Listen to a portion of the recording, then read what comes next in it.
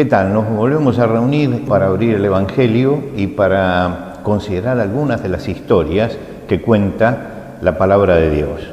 Voy a leer en el Evangelio según San Mateo, el capítulo 14, el versículo 22. Dice así: enseguida Jesús hizo a sus discípulos entrar en la barca e ir delante de él a la otra ribera, entre tanto que él despedía a la multitud. Despedida la multitud, subió al monte a orar aparte, y cuando llegó la noche estaba allí solo.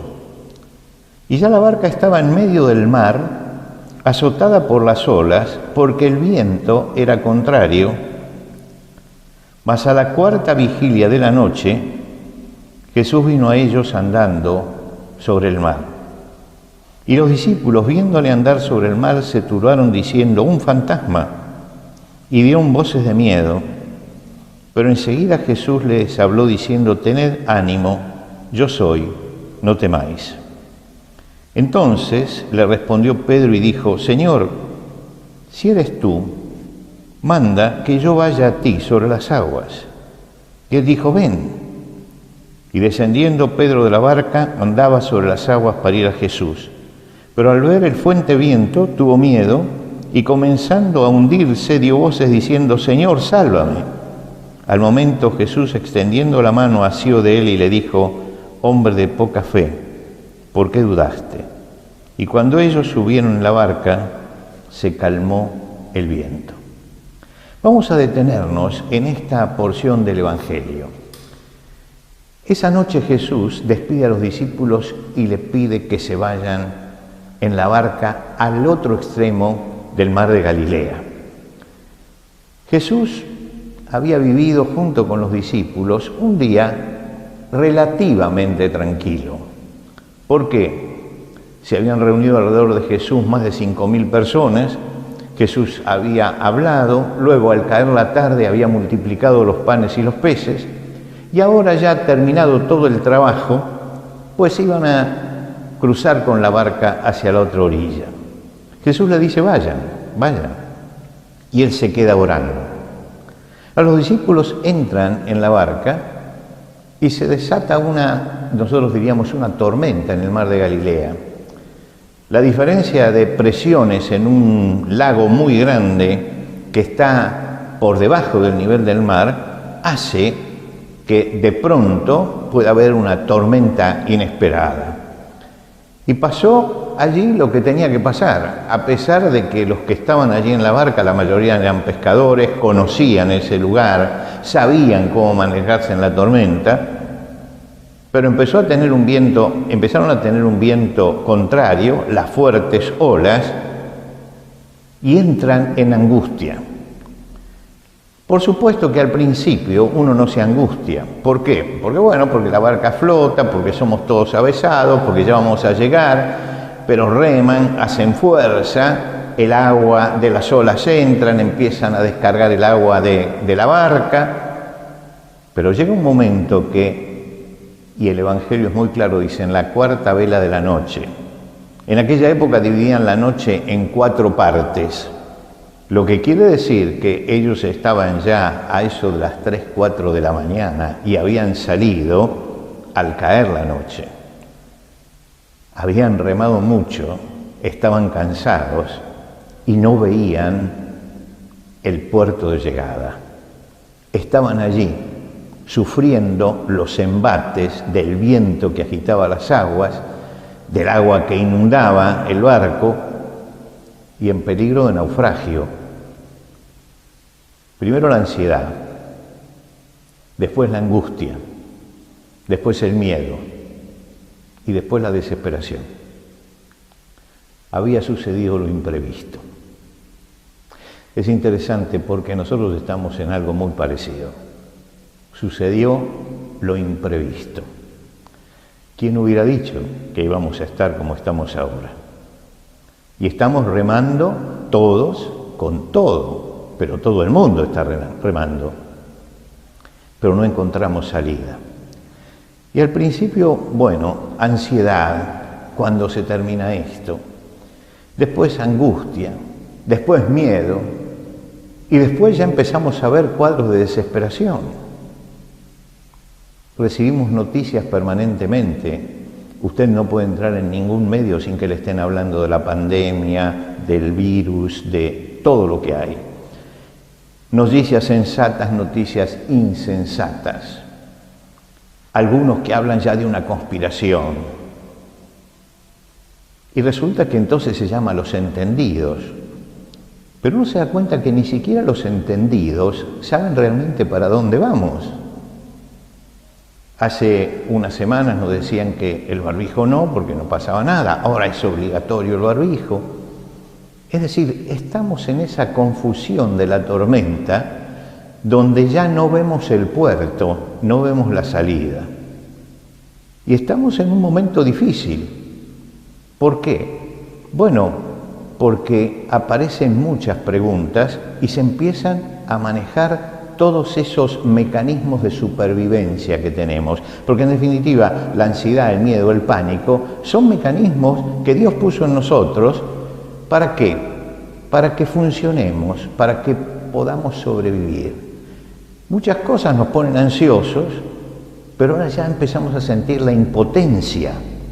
No tenemos fuerza para vencer esto que tenemos delante.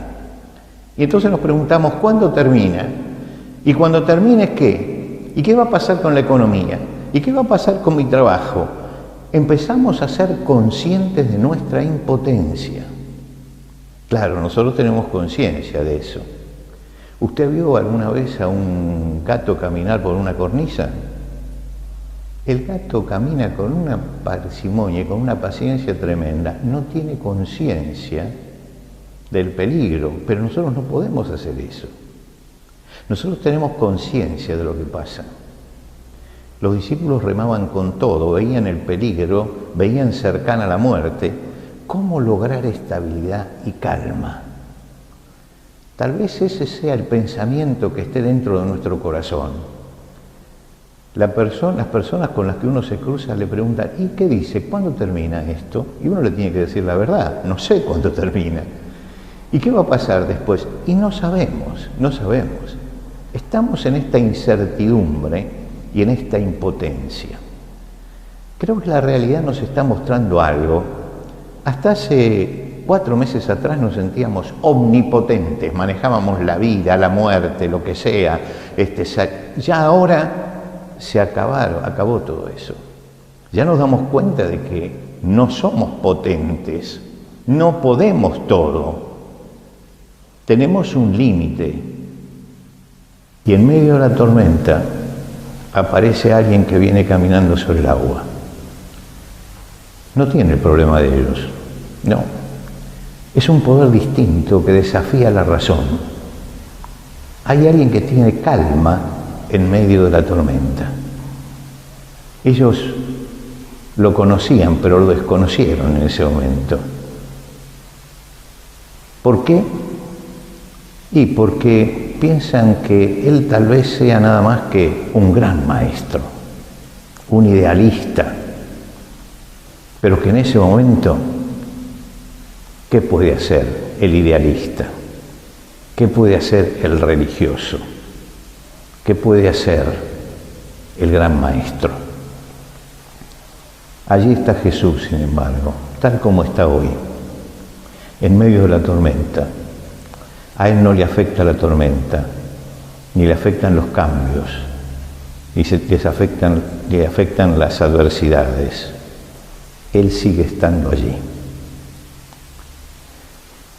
Ellos lo miran primero aterrorizados, es un fantasma.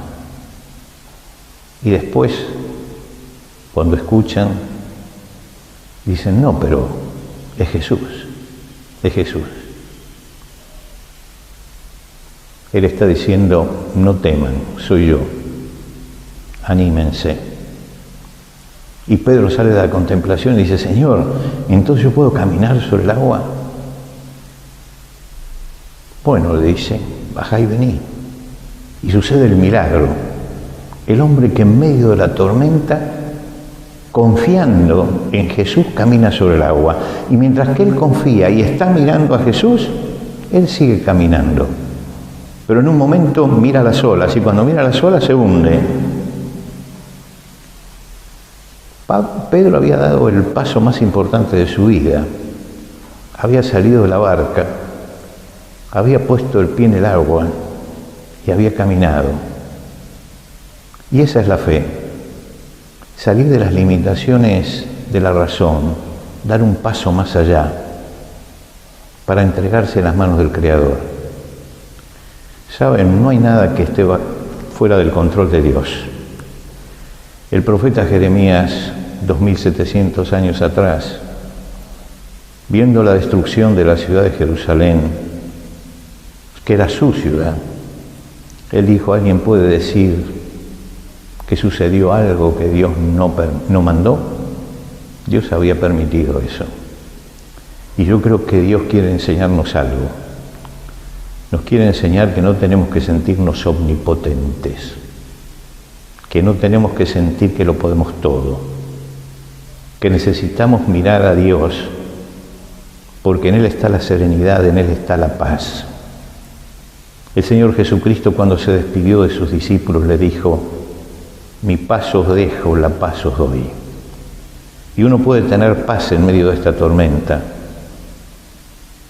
si se da cuenta que Dios está en el control de todo y que tomados de la mano de Él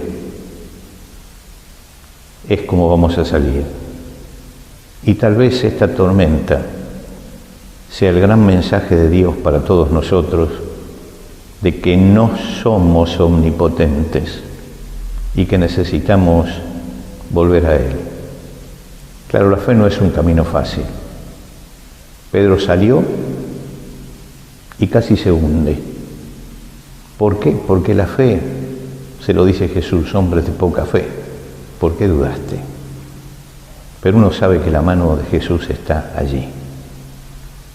Llamemos a tiempo al Señor y pongámoslo en el centro de nuestra vida. Cuando lo hagamos, seguirá la tormenta, porque siguió la tormenta hasta que Jesús entró en la barca. Pero la paz puede reinar en nuestro corazón, la confianza, la fe y la esperanza. Allí donde está, haga una oración a Dios. Dígale: Señor, yo reconozco mi impotencia, reconozco mis faltas, reconozco mis pecados, reconozco que soy un mortal, reconozco que no lo puedo todo. Pero en medio de esta tormenta quiero tomarme de tu mano para tener paz y para tener esperanza. Que Dios los bendiga. Que la gracia de nuestro Señor Jesucristo, el amor de Dios y la comunión del Espíritu Santo sean con todos nosotros, con nuestras familias y con todo el pueblo de Dios, ahora y para siempre.